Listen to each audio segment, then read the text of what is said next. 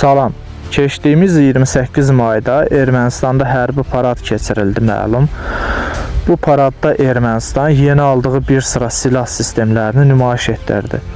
Bunların arasında İran istehsalı Məcid hava hücumundan müdafiə sistemi də yer aldı. Bəli, İran istehsalı, hansı ki İran rəsmiləri açıqlamalar verirdilər ki, biz Ermənistana silah satmamışıq. Göründüyü kimi bu sadəcə sözdə belə idi. Əməldə isə tam tərsi. Ermənistanı silahlandırmaqla məşğul idilər. İndi buna bəzi o İran ağam deyənlər gözlərini açıb yaxşı baxsınlar. Görsünlər ağalarını, hoqqalarını. Qeyd olunan məlumata görə 2024-cü ilin iyul ayında İranla Ermənistan arasında 500 milyon dollar dəyərində gizli silah müqaviləsi imzalanıb.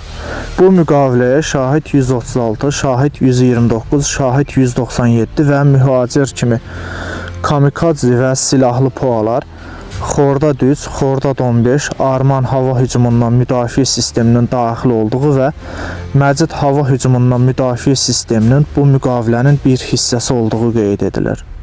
Qeyd edim ki, Məcid görüntüləyici infraqırmızı başlıqlı qısa mənzilli mobil hava hücumundan müdafiə sistemidir. Onun hədəflərinə PUAlar, helikopterlər, təyyarələr və qanadlı raketlər daxildir. Atış kompleksində elektro-optik axtarış və hədəf alma sistemi və 4 ədəd görüntüləyici infraqırmızı başlıqlı AD-08 raketləri yerləşir. Bu raketin çapı 156 mm, uzunluğu 2 metr 67 sm, ümumi çəkisi 75 kg, döyüş başlığının çəkisi 14 kg, atış mənzili 700 metrdən 8 kilometrə qədər, atış hündürlüyü 20 metrdən 6 kilometrə qədərdir. Sistem 4 raketlə eyni vaxtda 4 hədəfi vura bilir. Məcid batareyasına həmçinin mobil radar kompleksi də daxildir.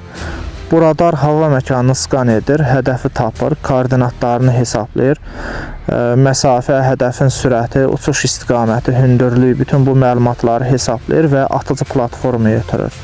O da öz növbəsində elektro-optik sistemi həmin istiqamətə çevirir, hədəfi tapır, raketi tuşlayır və atəş açır. Məcid sistemində daşıyıcı platform olaraq 4 təkərli Araş 2 və ya Iveco şassisindən istifadə olunur.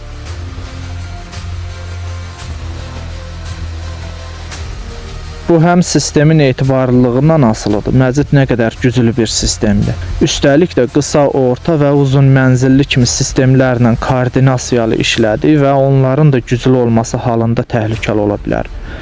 Əks halda tək başına çox güclü bir sistem belə olsa, 6 kilometrdən yuxarıda aviasiya vasitələrimizə qarşı heç bir iş görə bilmir. Tam tərsi özü hədəf olur. Yəni bütün siniflər bir-birini tamamladığı halda, arada boşluq, çatışmazlıq olmadığı halda effektiv müdafiə əldə olunur.